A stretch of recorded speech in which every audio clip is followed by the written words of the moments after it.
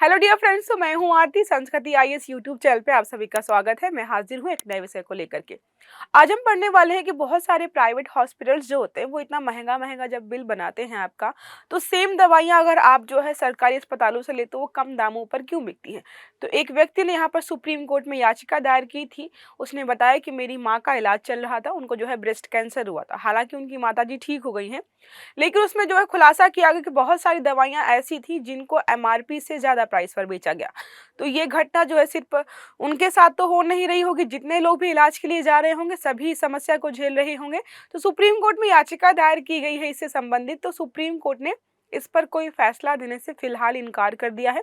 हाँ, यहाँ पर ये बोला गया है सुप्रीम कोर्ट के द्वारा कि ये जो स्वास्थ्य से संबंधित चीजें हैं ये राज्य सूची के विषय में आती है। तो राज्यों को निर्देश दिया है कि आप देखिए कि आपके यहाँ पर जो है कोई भी निजी अस्पताल जो है व्यक्तियों का शोषण ना कर पाए। साथ में जो है बैलेंस अप्रोच अपनाने की बात कही गई कि ऐसा भी नियम कानून मत लगाइएगा कि प्राइवेट अस्पताल जो है परेशान हो जाए।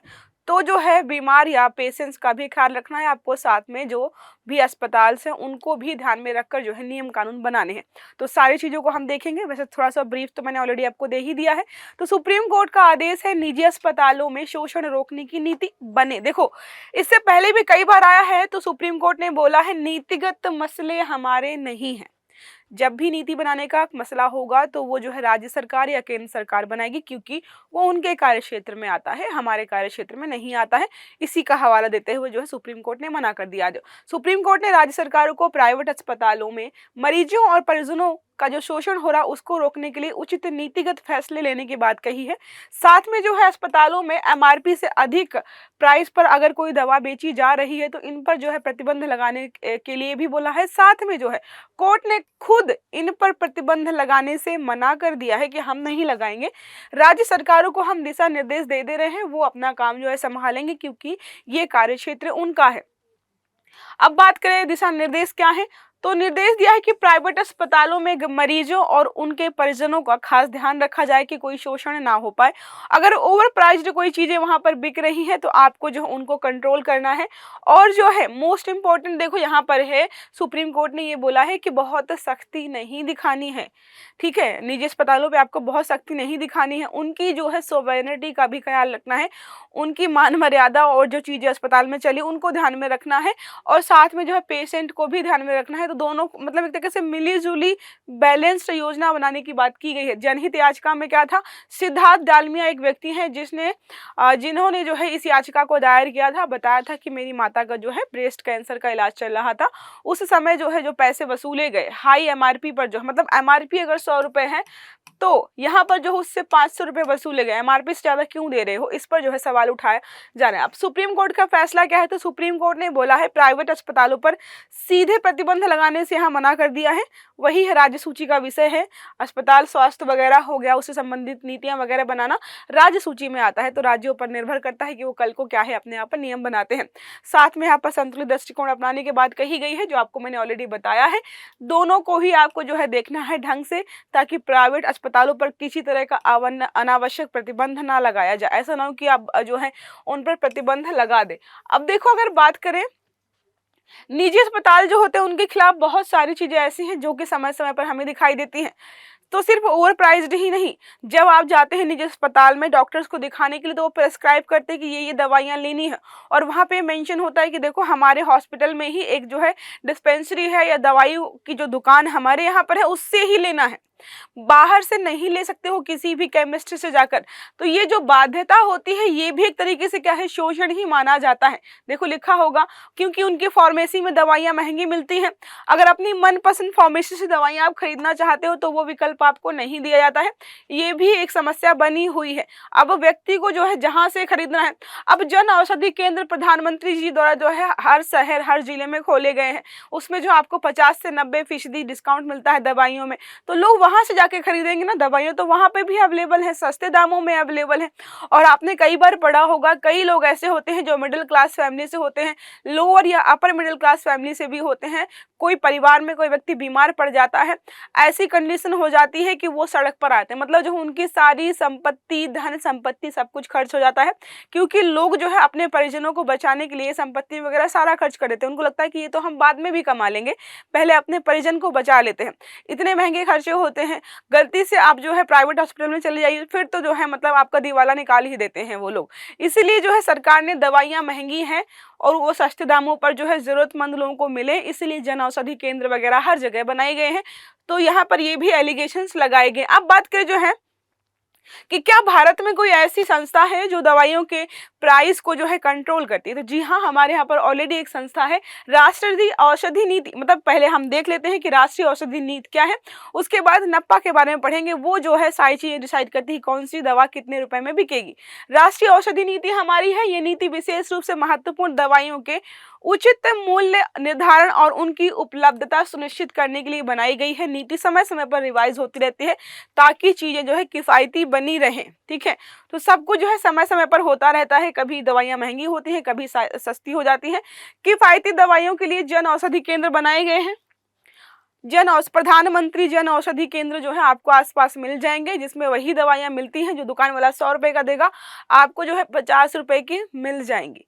अभी कुछ दिन पहले हम लोग क्या करते हैं, मोस्टली जो है केमिस्ट वाले के पास जाते हैं और उसी को डॉक्टर समझ के दवाइयाँ ले आते हैं। कुछ दिन पहले मेरे गले में इन्फेक्शन था, मैं गई केमिस्ट वाले के पास, उसने बहुत सारी दवाइयाँ दी, कोल्ड एंड खांसी की लगभग 500 रुपए की दवाइयाँ दी। 2 दिन खाने के बाद जो है मैंने ढंग से पढ़ा, उसमें तो एक पैरासीटामोल थी। मुझे फीवर नहीं था, लेकिन 2 दिन से मैं फीवर की दवाइयाँ खा रही थी, और उसने जो है प्राइस कितना लगाया होगा वो भगवान मालिक है और वो भी मालिक है। तो क्या करते हैं, ये ओवर प्राइस्ड देते हैं।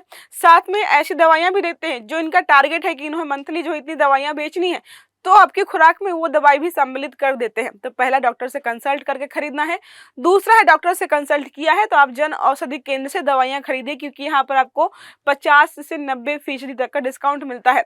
डीजीसीआई की भूमिका क्या है, drugs controller general of India जो है ये पैसे वैसे नहीं देखता, ठीक है, मूल्य का निर्धारण नहीं करता है, बल्कि दवाइयों की गुणवत्ता सुरक्षा को सुनिश्चित करता है। कुछ समय पहले एक रिपोर्ट आई थी, उसमें बताया जा रहा था कि बहुत सारी दवाइयां मार्केट में बिक रही हैं, वो सारी जो है फेक हैं या मिलावटी हैं। मतलब अगर विटामिन सी की दवा खा रहे हो, आपकी विटामिन सी की डिफिशियंसी है बॉडी में, विटामिन बी की कमी है, ई की कमी है, आप मार्केट से दवाइयां लेकर खा रहे हो, पता चला उस विटामिन के अंदर भी विटामिन की कमी है। विटामिन सी में जो है 30% विटामिन है और 70% पता नहीं उन्होंने क्या मिलाया है। तो जो है मार्केट में जो है दवाइयों की गुणवत्ता अच्छी हो, इसका काम का निर्धारण करना किसका है, डीसीजीआई का। उसके अलावा national list of essential medicine भी जारी की जाती है कि कौन कौन सी दवाइयां हैं, भाई आप इनको जो है बहुत महंगी नहीं बेचेंगे। देखिए क्या लिखा हुआ है, यह सूची सरकार द्वारा बनाई जाती है जिसमें उन दवाइयों को शामिल किया जाता है जो जीवन रक्षक होती हैं, जिनकी कीमतों पर विशेष नियंत्रण रखा जाता है। इस सूची में शामिल दवाइयों की कीमतों का निर्धारण नप्पा करती है। नप्पा क्या होती है हम आगे जो है देख लेंगे। तो कुछ दवाइयां ऐसी हैं जो जीवन मतलब बहुत ज्यादा एसेंशियल हैं, अब उनको जो है आप ओवर प्राइस कर देंगे तो लोगों की जो है लोग मरना शुरू कर देंगे, इसलिए जो है उनकी सूची तैयार की जाती है कि भाई ये दवाइयां हैं इस लिस्ट में शामिल हैं, इनका मैक्सिमम प्राइस इतना रहना चाहिए, इससे ऊपर ये नहीं जाएगा। नेक्स्ट हमारा है जिसके बारे में हम बात कर रहे थे, राष्ट्रीय औषधि मूल्य निर्धारण की प्राधिकरण जो हमारा है, नेशनल फार्मास्यूटिकल प्राइसिंग अथॉरिटी, जिसको शॉर्ट में हम नप्पा बोलते हैं, उसके बारे में देखते हैं। ये सारा कार्यभार देखता है हमारे यहाँ पर कौन सी दवा कितने में भी बिकेगी। राष्ट्रीय औषधि मूल्य निर्धारण प्राधिकरण हमारा एक सरकारी संस्था है, याद रखना है आपको। भारत में दवाइयों की कीमत क्या होगी, कैसे होगी, कब होगी, ये नियंत्रण करता है। 29 अगस्त 1997 को इसकी स्थापना की गई थी, तो बहुत पुराना है, तब से लगातार काम कर रहा है। कभी पूछे कि भारत में जो है दवाइयों के मूल्य का नियंत्रण कौन करता है, तो एनपीपीए, नप्पा जिसको शॉर्ट में आप बोल सकते हो। बात करें तो दवाइयों की कीमत तय करता है, उपलब्धता भी सुनिश्चित करता है, सुलभता भी। उपलब्धता मतलब कि जहां पर भी केमिस्ट वगैरह है उन पर जो है मैक्सिमम दवाइयां हो, इसेंशियल दवाइयां तो आखिरकार होनी ही चाहिए, जैसे कोल्ड हो गया, फीवर हो गया, पेन किलर्स हो गई, ये आपको जो है नॉर्मली हर मेडिकल स्टोर पे मिल जाएंगी। क्यों? क्योंकि ये मेक श्योर किया जाता है कि जो बेसिक दवाइयां हैं वो हर जगह अवेलेबल हो। दवाइयों की कीमतों में बदलाव के लिए भी जो है इसी को काम सौंपा गया है। ठीक है, केंद्रीय सरकार को सलाह देना कि जो है आप जो है फला फला दवाइयों में प्राइस में बदलाव कर दीजिए।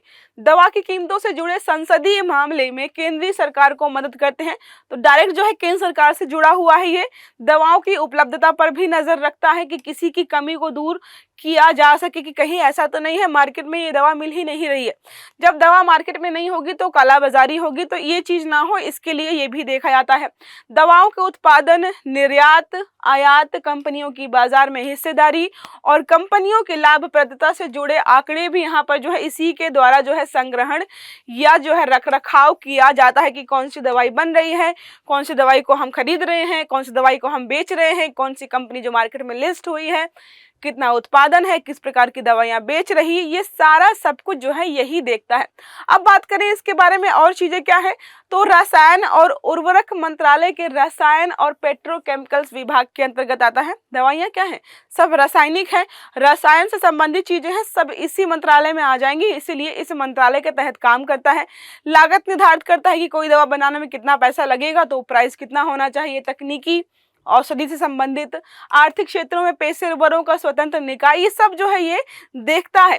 फार्मा शाही दाम, नप्पा जो क्या करता है, फार्मा शाही दाम और फार्मा जन समाधान प्लेटफॉर्म का संचालन करता है। तो कभी पूछे कौन सा प्लेटफॉर्म का संचालन जो है एनपीपीए करता है, तो फार्मा शाही दाम और फार्मा जन समाधान ये है। इसके अलावा बात करें दवा की कीमतें और शिकायतों से जुड़ी जानकारी भी यह देता है।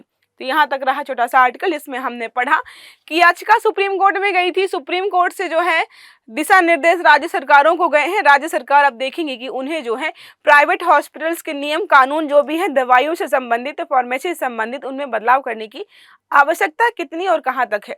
आई होप ये आर्टिकल आपके लिए हेल्पफुल रहा होगा, समझ में भी आया होगा। तो क्लास को जरूर लाइक करिएगा, चैनल को सब्सक्राइब करना मत भूलिएगा, बेल आइकन दबाइएगा ताकि जितने भी हमारे आर्टिकल्स हैं वो सारे आपको समय पर मिलते रहें। अच्छे से पढ़िएगा। Have a good day. Thank you.